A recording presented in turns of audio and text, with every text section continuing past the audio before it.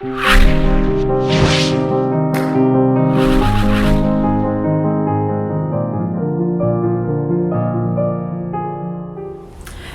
guys, and welcome to another episode of Startup Mentorship of, and my name is Labake Tom Awa. Today I'm going to answer a question I often get when I attend accelerators and startup programs. And the question is, how should I split equity with my co-founders? It's a very contentious kind of questions, but today I really want to address it. And sometimes the question often causes a lot of contention between co-founders, but let's see how we can address it. Let's start with the most basic. Who actually gets startup equity?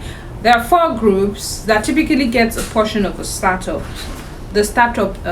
equity, or the startup profit, or the startup, whatever word you want to use. The first people are the co-founders. The second are the advisors, and then the employees, and then employees. So every startup gets these four categories of people actually get equity from the company. When you set up a company and you get counsel, not every startup is going to offer equity to advisors and employee, but typically those are the four categories of people that actually get equity from the startups. And there are many justifications for an equal split of equity, and then some of them are actually quite contentious. However, whatever argument or justification you come up with as a founder or co-founder, it really takes a bit of commitment before startups can really make profit. So you want to know that, okay, these people that I'm giving part of my company, they're going to be in there, they're going to be there for the long haul, not just for a short time, for a long time. And then just because you are the original owner of a business or an idea does not necessarily mean that you owe all the equity of a company. More importantly, investors look for great teams when they're going to make investment. They're not just looking at your idea, they're looking at what are the talents, and what each talent, and then what background to each of your team member actually have. They're also looking at resources, who's bringing what resources into the company. So if you give just a tiny piece, it's quite demotivating. If you also don't value your co-founders, nobody else, gospel honest truth, nobody else is actually going to value them the way you value them. So investors feel that you're giving just 1% or 5% to your co-founder. They probably know that, okay, this is a red flag, something doesn't sound right.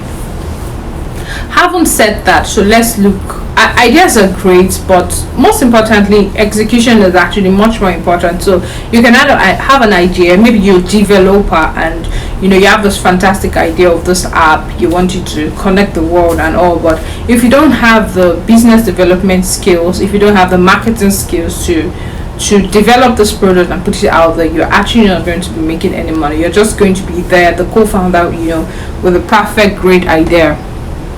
So you need the business person, you need the marketing person.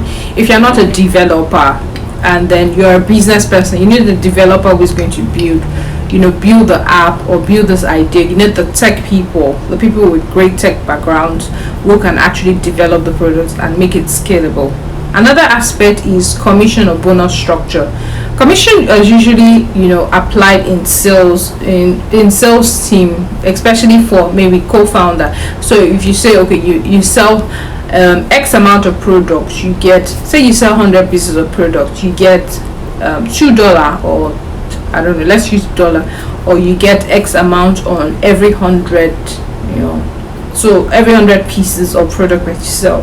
So there's a cap incentive for certain amount of product that is sold. So that's another way that you can share your equity as a startup. If not, they're just going to do whatever is in their job description, since they know, okay, I'm just going to get my salary and then that's all. So the other part is profit sharing. Apart from salaries, employees could also, be offered a percentage of a company, of the company's periodically. So let's say you made X amount of profit, you're going to give 10% of this profit to your co-founder. That's another way of actually sharing your equity. So if you don't want to give the whole, company, you can say, okay, I'll give you part of this profit at the end of the year. So the other aspect is pie sharing. You can keep track of who gets what based on observable changing, such as commitment level, skill level, financial commitment. So if somebody put X amount of money into the business, they get X amount back. So if you're founder and you put 50 to 60% of the equity into the business, it's reasonable and fair for you as a founder for you to have at least 45 to 50% of the company shares, because you are the major financial contributor of the business. So, and then you don't want to give equity to somebody who's just going to spend 6 months or 1 year on your idea. So if you give that, you're going to be losing a lot of your equity of your company if they go away. But, and again, people get to ask questions, why should I give equity of my business to people? Using an equity sharing program may be a smart way to help you hire and retain talent for your startup needs. So when you don't have so much money in the beginning, you can tell them, okay, if you come on board, I'm going to give you X amount of my share and X amount of the company. And then finally, whatever you do, make sure that your lawyers have it all printed out. Make sure you get your lawyers involved. Every person needs to sign the document and say, okay, this is how much I'm getting, so you don't get everything complicated and mixed up. And then also let them understand the fine print, the terms and conditions. So if somebody leaves before certain number of years, they're not going to get anything. Until next time, if you found this video interesting, subscribe. See you.